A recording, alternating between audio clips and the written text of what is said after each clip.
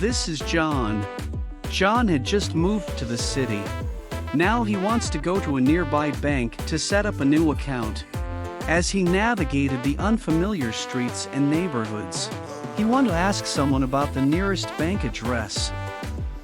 How can he ask for direction? Is there around here?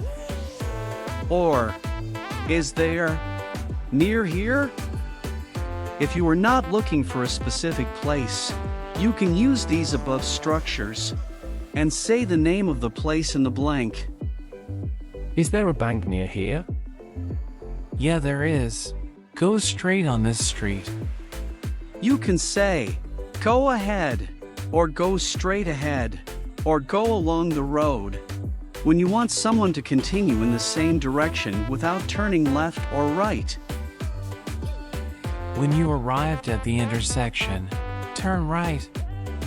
Intersection is the place where two or more roads join or cross each other. Continue until reach the roundabout. At the roundabout, take the first exit. Roundabout is a place where three or more roads join and traffic must go around a circular area in the middle, rather than straight across. And after about a mile, you'll see the bank just across the road. When you say across the road, you mean that it is on the opposite side of. An hour later, after John had finished his work at the bank, he decided to head to the central post office. So how can he ask for direction? Here, the central post office is a specific place, so this time he should ask in a different way. Where is the? Or, how can I get to the? In the blank you say the name of the place. Where is the central post office? Starting from the bank, head straight.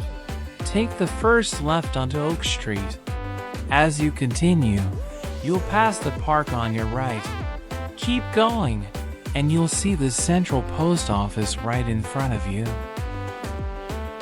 Now, to practice how to ask or give direction, try it in a real situation. Let me know your experience in the comments below. I hope you enjoy this lesson. If you like it, don't forget to subscribe.